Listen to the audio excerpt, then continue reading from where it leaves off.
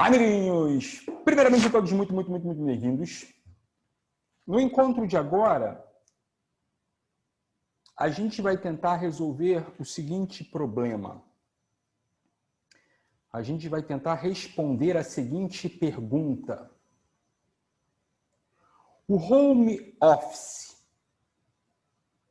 é possível no Brasil?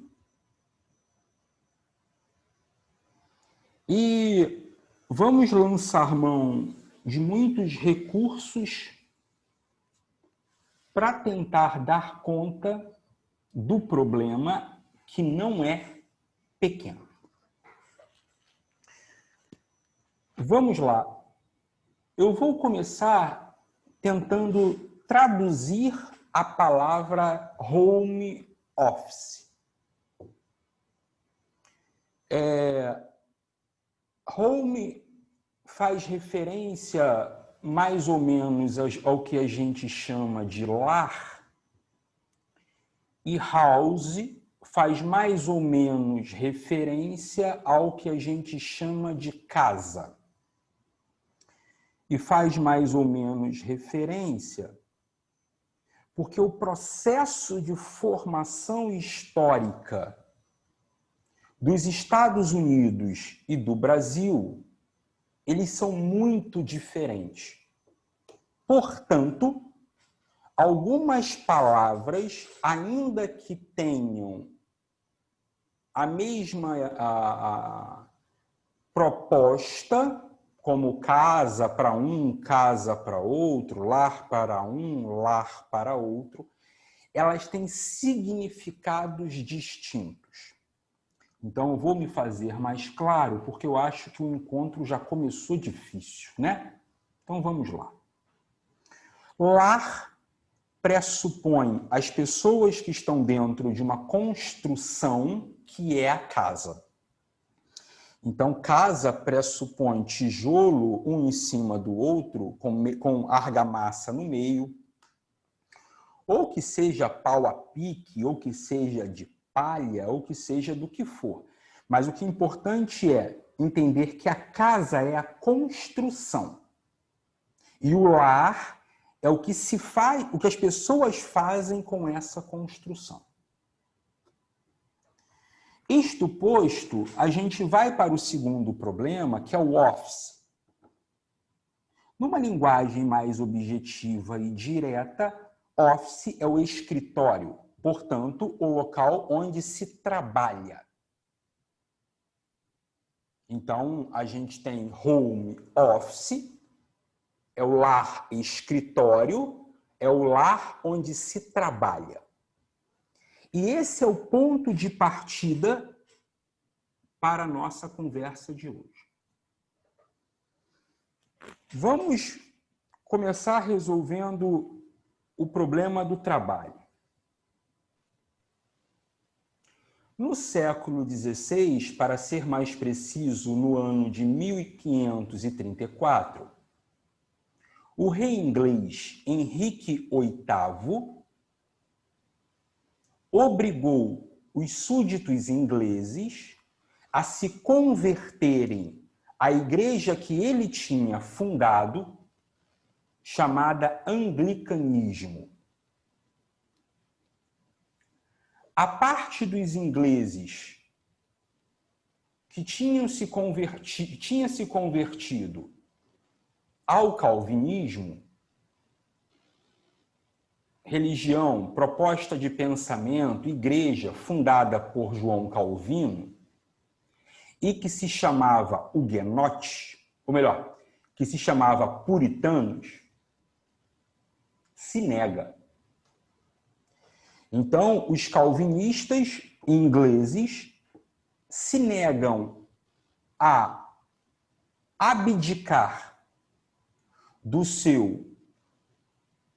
da sua religiosidade para adotar o anglicanismo. E aí precisam sair fugidos da Inglaterra. Fogem, então, da Inglaterra para a Nova Inglaterra, aquilo que mais tarde será chamado de Estados Unidos. fundam ali 13 colônias no litoral e dão início ao processo de independência, que termina no ano de 1776, sob a liderança de George Washington, quase 250 anos depois.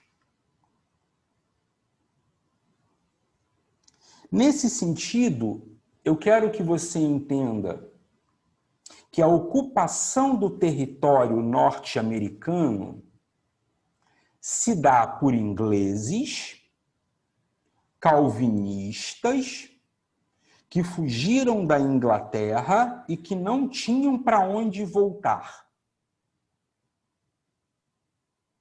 O fato de serem calvinistas e o fato de não terem para onde voltar já faz com que entendam o conceito de trabalho muito diferente dos colonos portugueses.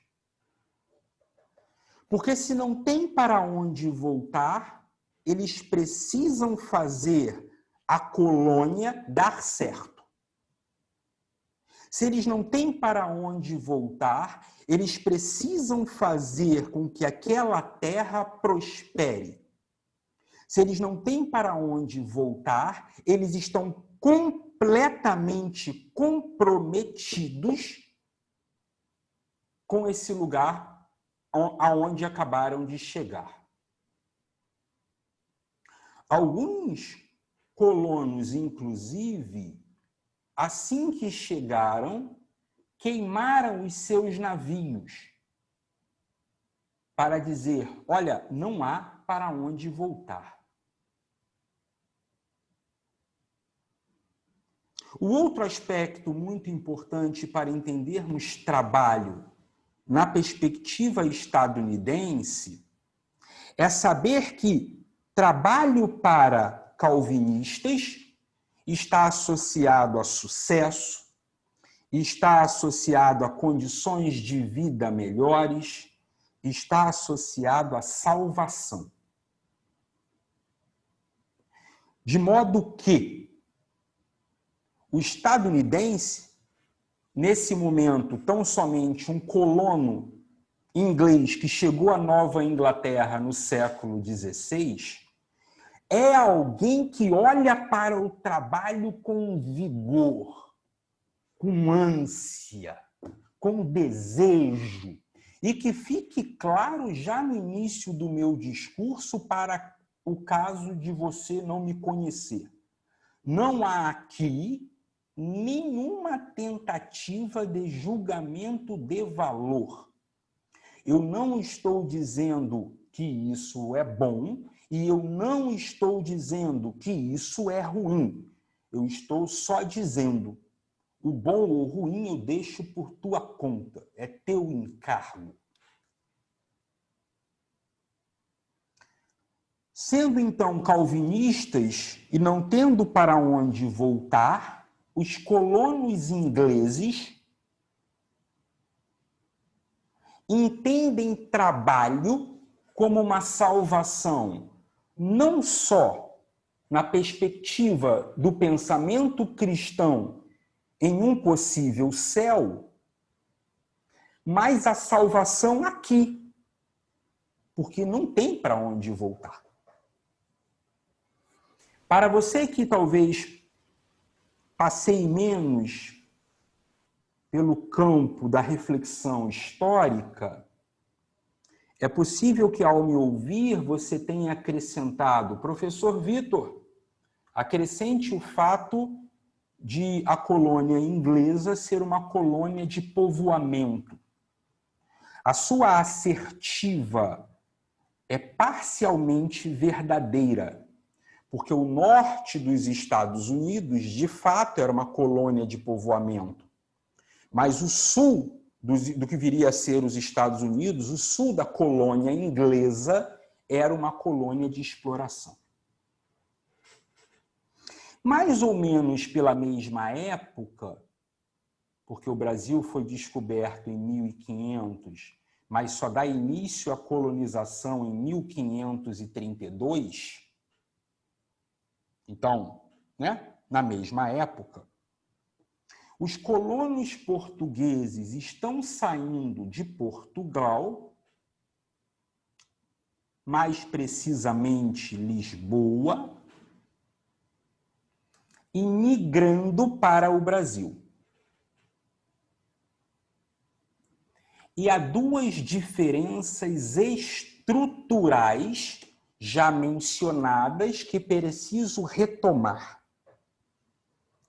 Primeiro, o colono português ele tem para onde voltar. Mais do que isso, aqueles que vieram para enriquecer e voltar o quanto antes. Então, o colono português que chega ao Brasil, que nesse momento é tão somente uma colônia de Portugal, chega com o interesse de usufruir o máximo que pode dessas terras, sugar o máximo que pode dessas terras, explorar o máximo que pode dessas terras e o quanto antes voltar para o conforto da terra natal, para o conforto português, para o conforto de Lisboa, Porto, Algarves, que o valha. Não bastasse essa diferença, há uma outra. O cristianismo professado pelos nossos patrícios, ele é feito na perspectiva da Igreja Católica Romana. Para quem o trabalho está menos associado ao conceito de salvação e mais associado ao conceito de castigo. Você precisa se lembrar que quando Adão e Eva são expulsos do paraíso, Deus diz para Adão no livro de Gênesis: tudo que agora você tiver haverá de ser com o suor do seu rosto. Por isso, na língua portuguesa, a palavra trabalho deriva de tripalium, que é um instrumento de tortura.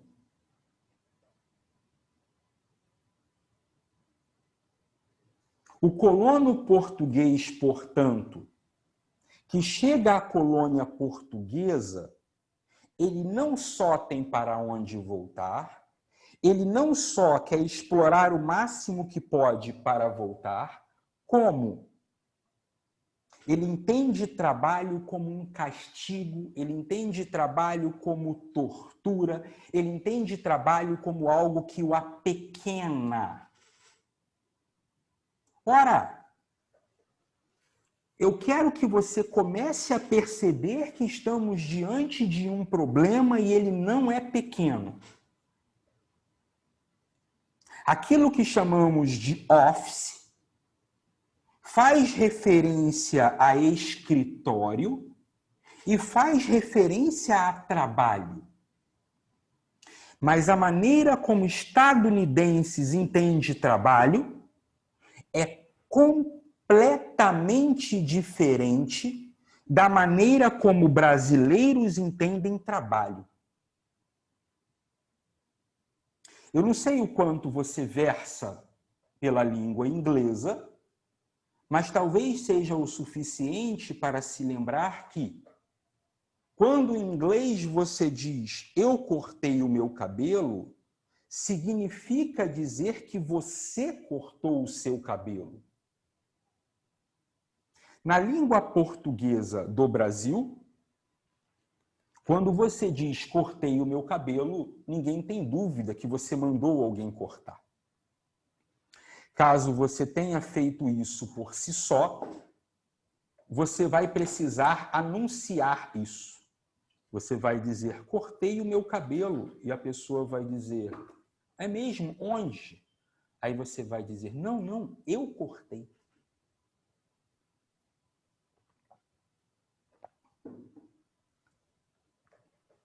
Os filmes norte-americanos que você assistiu, que eu assisti, e foram muitos, porque somos catequizados pelo cinema estadunidense, mostra uma população que toma para si as tarefas.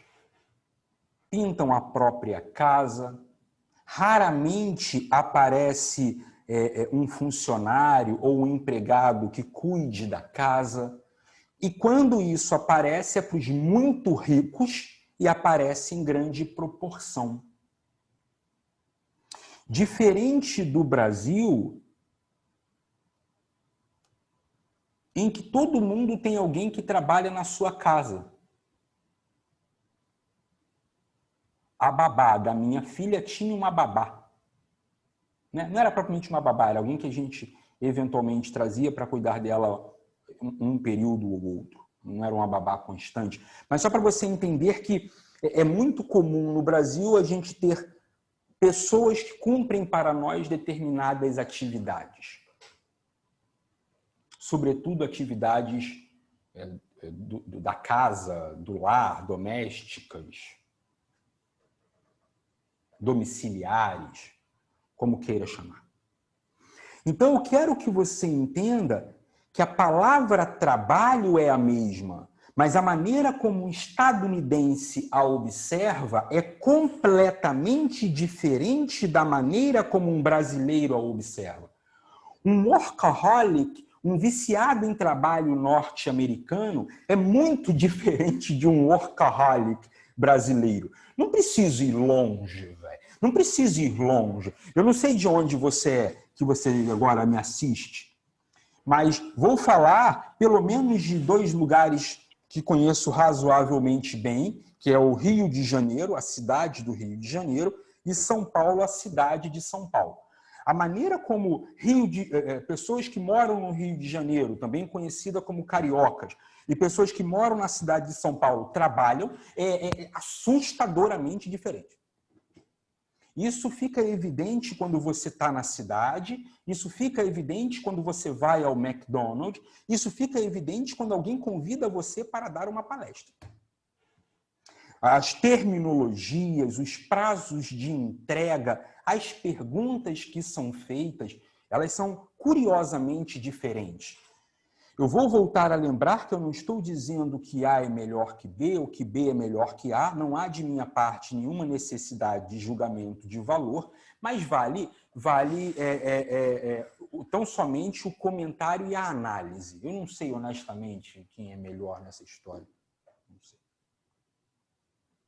Feito esse brevíssimo preâmbulo sobre trabalho, a gente entra no problema não menos espinhoso da casa.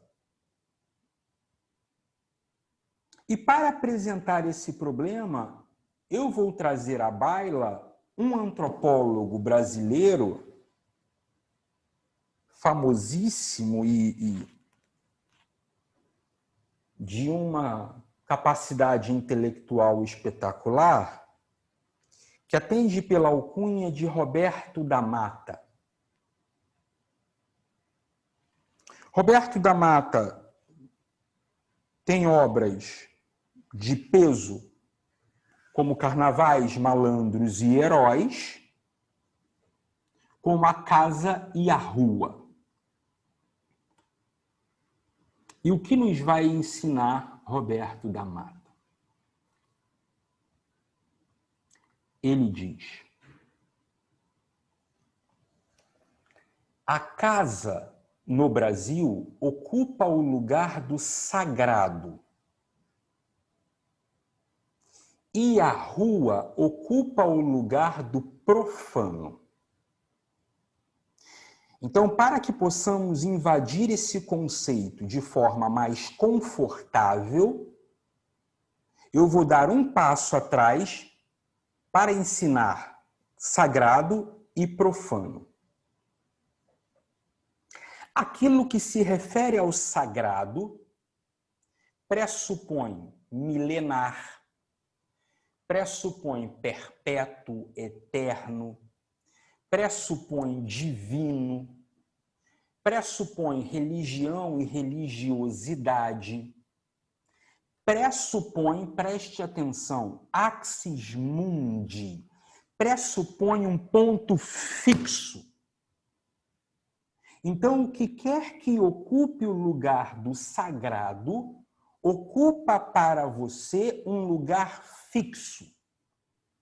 Então, eventualmente, você vai a Israel e vai à cidade de Jerusalém e alguém diz, por aquela rua ali, Jesus de Nazaré passou.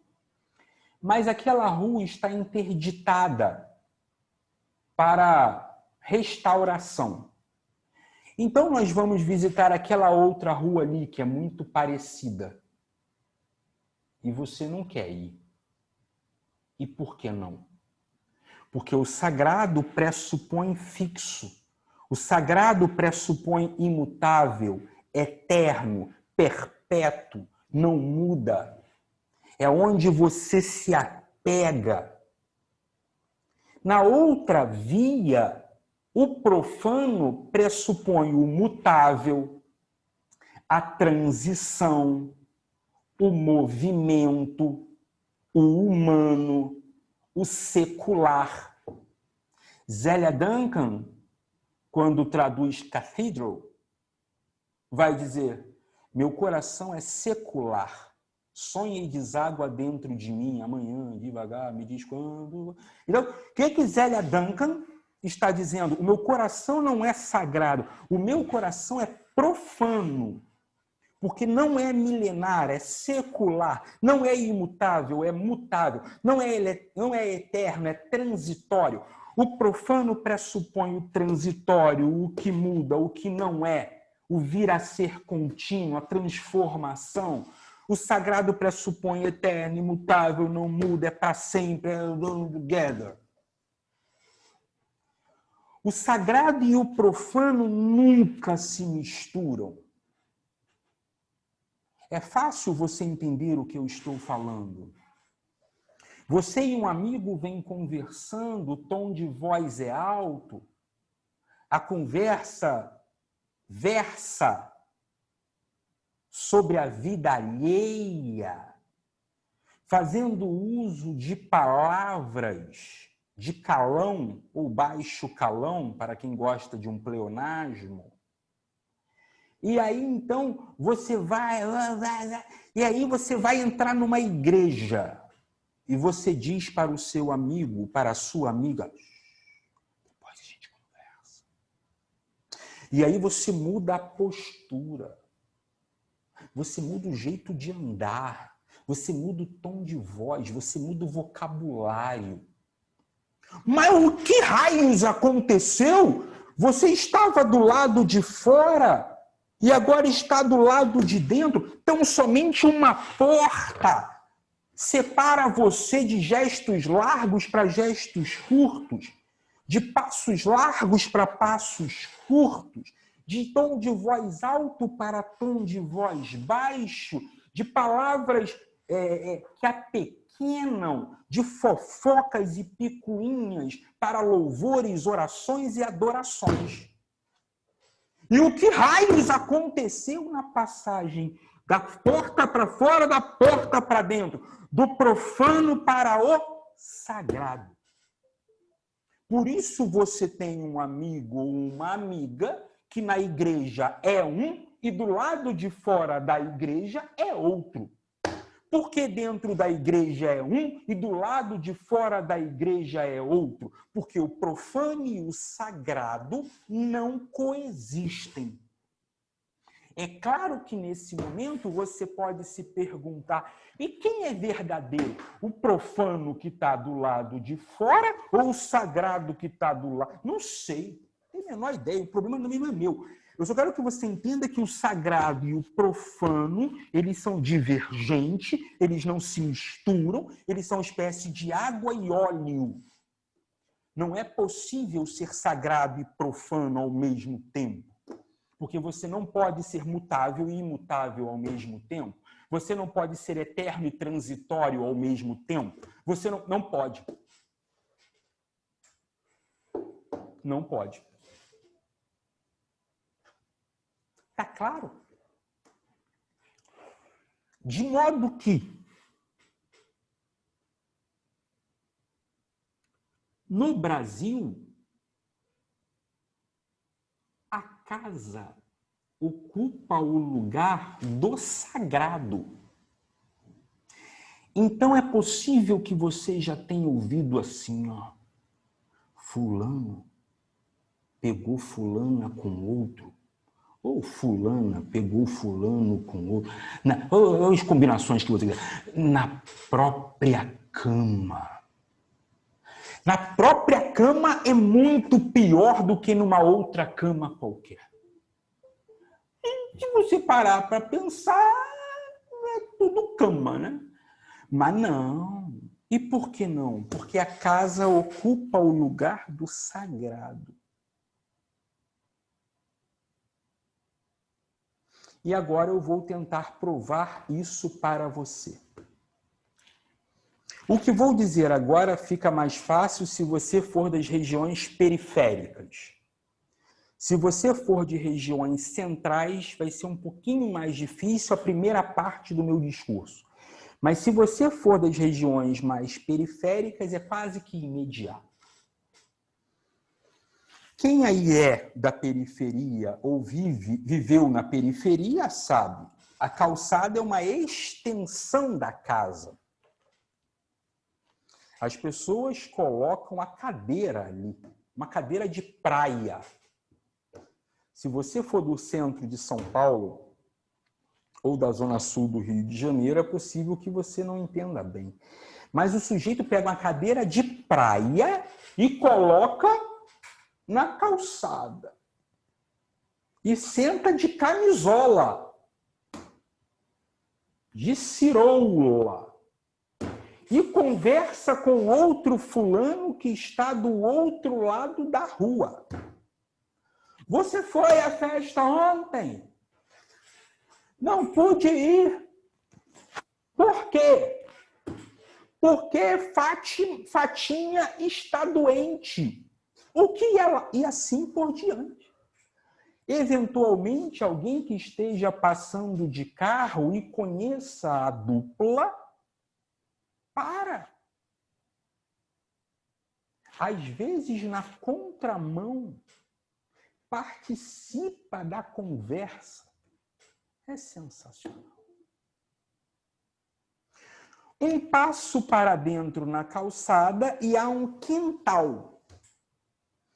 Dependendo de onde você mora, você não vai acreditar, mas o quintal tem pé de fruta, tem pé de cajá, tem pé de carambola,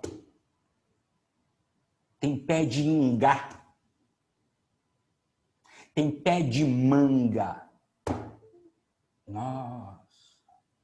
Sem agrotóxico, sem Monsanto, sem transgênico, sem se é agro, é bom. Não.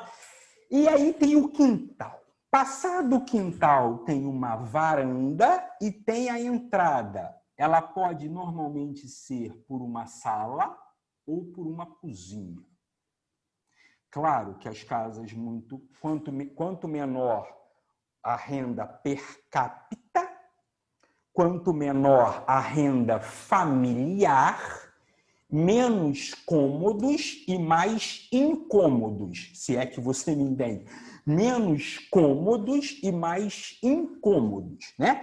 Então, aqui, né, na base da pirâmide, casas com 1, 2, 3 cômodos, como casa que já morei, né? Aquela casa que tem banheiro, cozinha e sala. meio quarto.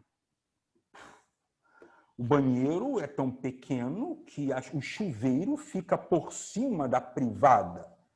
Se você não sabe do que eu estou falando e acha que é caô, é porque você nunca viu uma casa assim.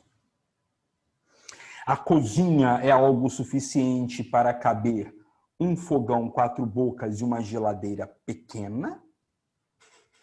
E o quarto, que é quarto do casal, dos filhos, e onde o aí, um pouco mais, e tem mais quartos, tem sala de estar e jantar, tem suítes, e assim por diante. Porque há pessoas com razoável quantidade de grana que hospeda-se na periferia. Eu não sei se você sabe. Mas aí, então, dependendo do aporte financeiro da família da qual estamos tratando, haverá uma entrada pela sala, haverá uma entrada pela cozinha, mas nós vamos entrar pela sala. Ao entrar pela sala, e aí é mais comum as casas antigas, há fotos, muitas fotos. Porque as fotos mostram a hierarquia de uma casa.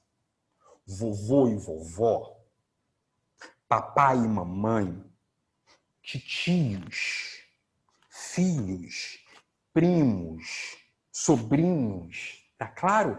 As fotografias expostas na cômoda ou até na parede, elas denotam o caráter hierárquico dessa família que ainda é tão patriarcal, apesar dos pesares.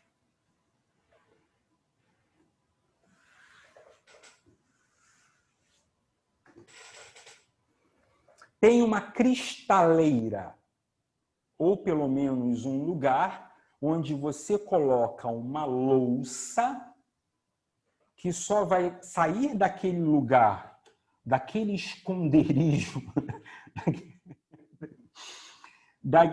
daquela caverna, se vier visita, né? Eu lembro que na minha casa, quando aquela louça saía cheia de teia de aranha, eu perguntava: mamãe, quem virá nos visitar? Como você sabe que alguém vai vir nos visitar? Porque a louça saiu da caverna do Batman. É quando você pensa, tinha que vir uma visita dessa aqui por semana, né? Que até a qualidade da comida muda, né? Quando a visita vem.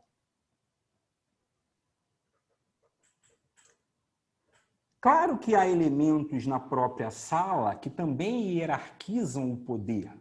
O controle remoto,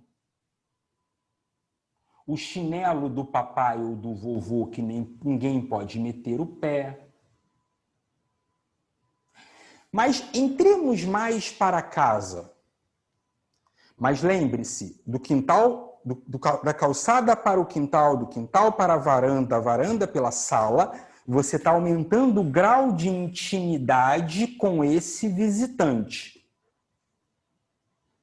Poucos serão convidados a ir até o quarto.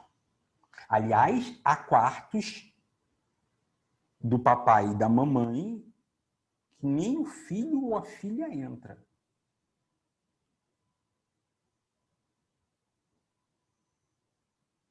Né? A cozinha já é um lugar um pouco mais democrático e o banheiro por uma obviedade. Mas há algo de interessante na cozinha que merece menção. A geladeira.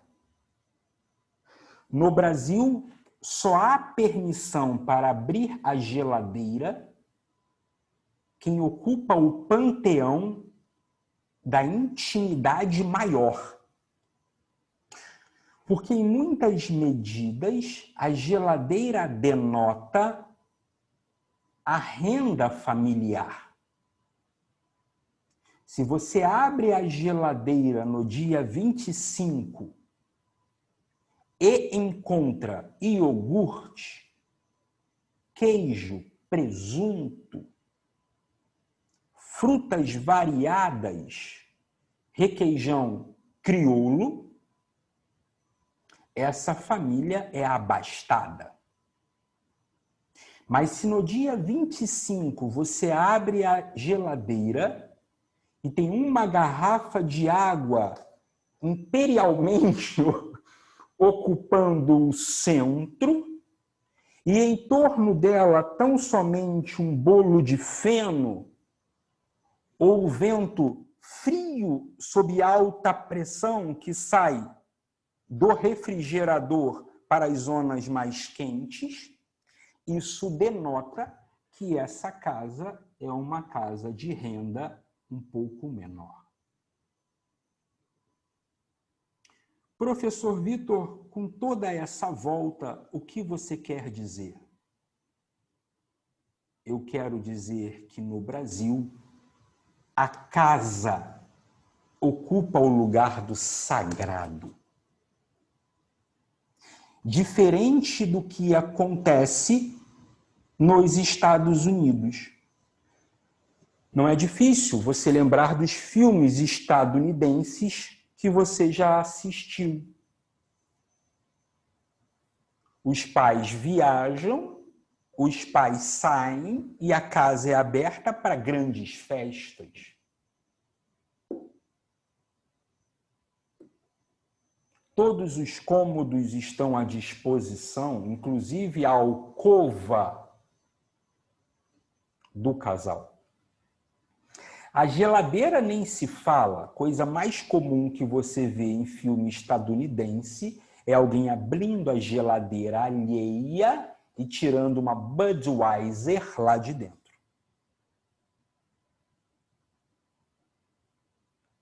No Brasil não é assim. E por que não é assim? Porque apesar da palavra lar ter uma certa identidade com home, apesar da palavra casa ter uma certa identidade com house, onde casa e house representam a construção, home e lar representam aquilo que as pessoas que ali moram fazem dessa construção, você precisa entender que são propostas completamente distintas. Isto posto,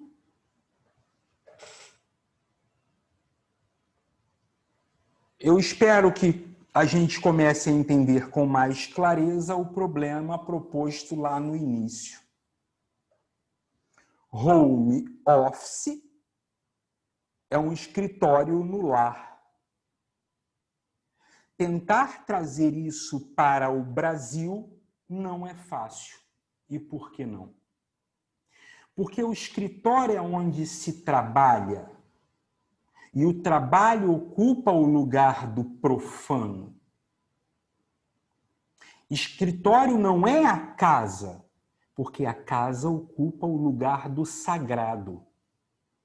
O que a gente está tentando fazer no Brasil nesse momento é misturar casa e trabalho, é misturar sagrado e profano, é misturar eterno e transitório, é misturar mutável e imutável, é misturar milenar e secular.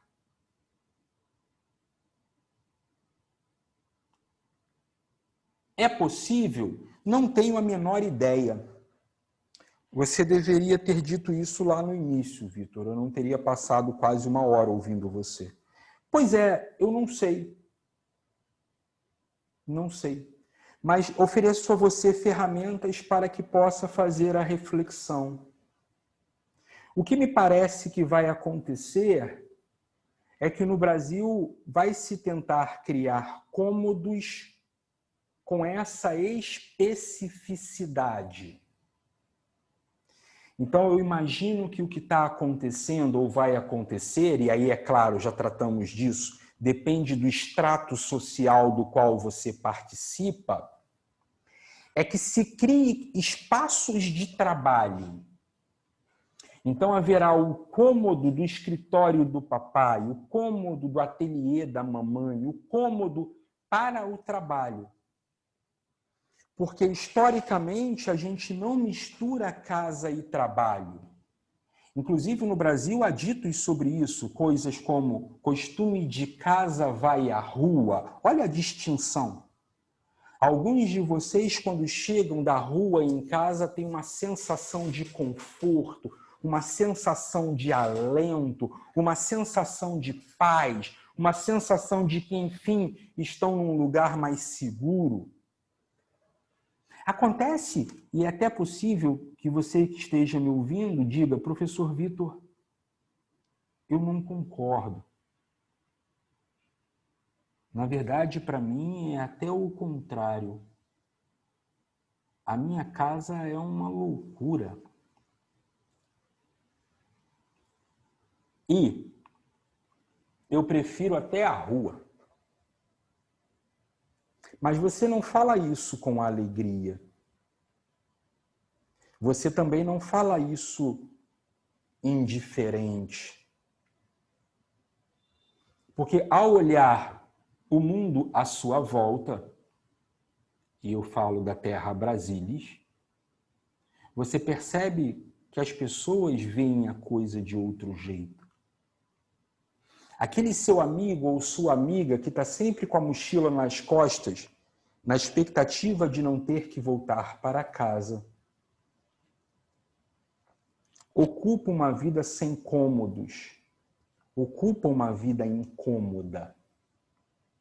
Porque a ele foi negado o fluxo entre o profano e o sagrado. A ele foi dado tão somente a possibilidade de vivenciar esse profano. Cada civilização, cada país, cada estado, cada cidade fará leituras muito particulares sobre as suas palavras. Não é simples assim importar termos estrangeiros. O lar estadunidense não é o lar brasileiro. O trabalho estadunidense não é o trabalho brasileiro, como tentei mostrar. E a tentativa de trazer os enlatados estrangeiros para uso nacional nem sempre é de fácil adequação, porque estruturalmente a leitura é outra. Então, se você é aquele ou aquela que nesse momento está angustiado com o seu home office, e se de alguma forma conseguiu alguma identidade com o meu discurso, ouça, tente criar o seu cantinho do trabalho. E é claro que aqui eu não estou sendo cínico. Eu já morei em uma casa de 3 cômodos. E eu sei que tem gente que mora em casas de menos cômodos. Aliás, tem gente até que nem tem casa. E eu sei que é possível que você não tenha condições de criar o seu cantinho do trabalho. Então, infelizmente, não é com você que eu estou versando. Mas para você que ocupa estratos sociais um pouco mais aquinhoados e tem a possibilidade do uso dos cômodos para que haja comodidade, crie o seu cantinho do trabalho. É como se você criasse um espaço profano dentro do sagrado. E isso pode. Mesmo as igrejas têm do lado de fora um lugar onde há comércio. O lugar onde o profano se manifesta, distante do sagrado. Por último e não menos importante, é questionável se há mesmo profano e sagrado. Eu tenho mesmo um amigo que defende que é tudo sagrado. Mas aí é outra conversa. De minha parte, gostaria que entendesse que sagrado é diferente de profano. entendesse que a casa no Brasil ocupa o lugar no sagrado, a casa estadunidense não. Que trabalho para estadunidense é salvação, que trabalho para brasileiro deriva de tripalium, instrumento de tortura e castigo. Que a leitura de trabalho feita por um estadunidense é diferente da leitura de trabalho feita por um brasileiro, por questões de ordem política, econômica, social, cultural, religiosa e histórica, /geográfica. E que a tentativa da importação do termo home office, lar escritório, lar onde se trabalha, para o Brasil não é simples, porque são propostas de entendimento muito distintas. Com isso, espero contribuir para que você possa fazer o bom uso disso. Para fechar a nossa conversa, sendo ou não home office, estamos, nesse momento, pelo menos, destinados ao cumprimento dessa tarefa. Aliás, um momento curioso em que você, talvez, que me assiste agora, esteja pensando, quisera eu, já que faço parte hoje daqueles que engrossam a fileira do desemprego. Então, é isso. Beijo enorme no seu coração e até o próximo vídeo.